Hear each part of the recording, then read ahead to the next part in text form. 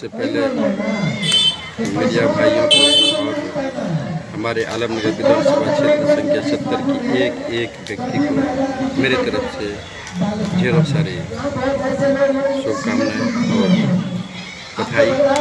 और इस छठ पर्व के शुभ अवसर पर जितने भी हमारी माताएं बहनें छठ में हाथ सबों को मेरे तरफ से बहुत बहुत धन्यवाद। और छठी मैया से हम भी आशीर्वाद लेना चाहेंगे कि इस बार बिहार बदलाव में बिहार तो बदलेगा ही, लेकिन आलमनगर उस कदर बदले जो कि पूरे हिंदुस्तान में ये कोहराम मच जाना चाहिए।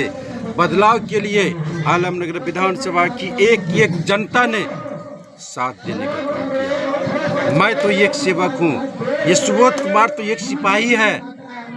आलमनगर विधानसभा के एक एक लोगों का किस तरीके से ये विकास हो सके, मैं हर मोड़ पर हर कदम पर खड़ा रहने का मैं काम कर रहा हूँ। आलमनगर विधानसभा की जनता मुझे वोट क्यों करेगी, ये सवाल बिल्कुल ये सही है। आखिर मुझ में क्या पाया, जो क्या देखा, जो मुझे वोट देने का ये वादा कर रहे हैं। मैं जनसुराज पार्टी प्रशांत किशोर जी जो राजनीति के वो रणनीतिकार हैं, और वो सरकार में नहीं रहने के बावजूद भी उन्होंने अपने बिहार के वैसे वृद्ध व्यक्ति विधवा पेंशन, दिव्यांग पेंशन, विधवा पेंशन जो 400 रुपया मिलता था, आज तक किसी भी सरकार में यह दम नहीं था कि वो 410 रुपया कर दे। लेकिन ये हमारे प्रशांत किशोर जी ने सिर्फ पर्चा बांटने का काम किया, लोगों के बीच में पब्लिक के अपने अधिकार के बारे में बताने का काम किया। आप सोइए मत, आप में वो दम है, अपने सरकार को पलट के रख सकते हैं और अपने मर्जी से जिस सरकार को आप लाना चाहेंगे वो सरकार ही आएगी। आज तक इस चीज़ के बारे में यहाँ पे ढेरों सारे हमारे ऐसे लोगों को पता ही नहीं था। और प्रशांत किशोर जी का कहना है, मैं अपने इस बिहार को पूजनीय बिहार बनाना चाहता हूँ। ये सिर्फ मेरे चाहने से नहीं होगा, जब तक कि यहाँ की बिहार की एक एक जनता नहीं चाहेगी तब तक मेरे चिल्लाने से, मेरे गला फाड़ने से कुछ भी होने वाला नहीं है। मुझे मेरे अंदर में कुछ ऐसा उनको दिखा तो प्रशांत सर जी ने मुझे यहाँ का जिम्मेदारी सौंपने का काम किया। और मुझसे पहली बार जब मुलाकात हुई थी, हम बोले थे हम कुछ अलग हट के करना चाहते हैं और करेंगे।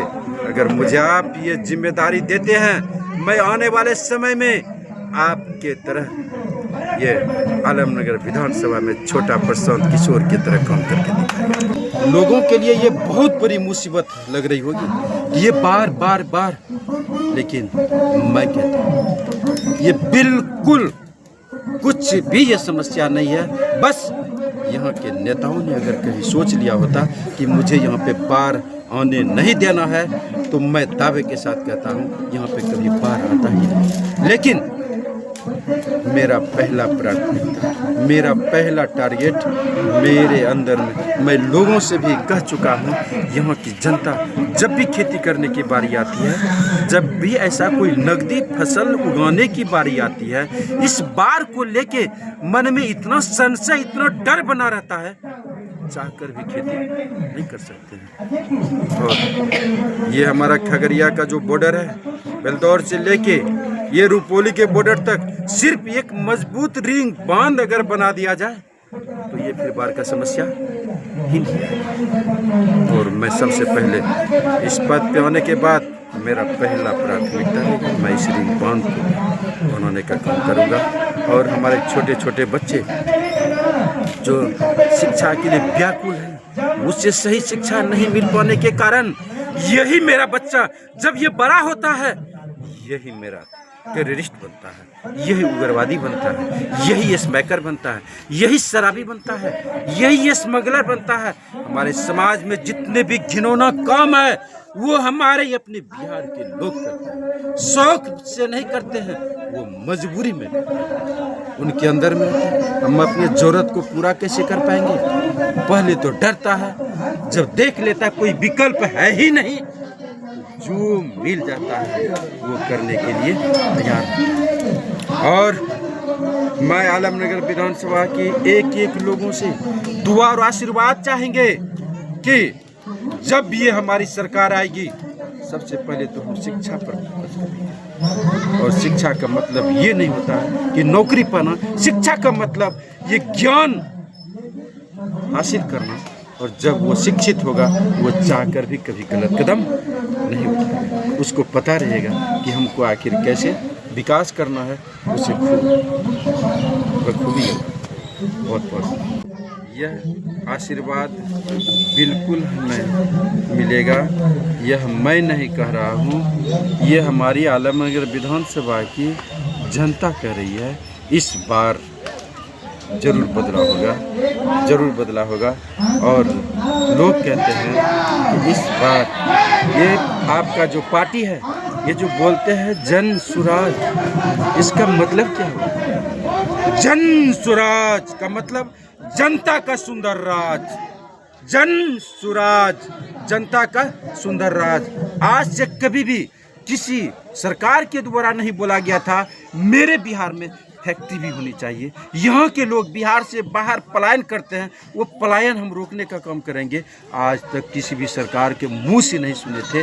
हमारे प्रशांत किशोर जी ने जब यह नारा लगाना शुरू किया तो सभी लोग बस इसके पीछे पीछे चलना शुरू कर दिया। सर 8,94,000 का बिल दिया गया, वो बेचारे गरीब हैं। हम लोग वैसे रिपोर्टिंग करके आ रहे थे तो आप लोग की सभा में देखे कि लोगों की संख्या ज़्यादा है, क्यों ना आपसे बात करूं।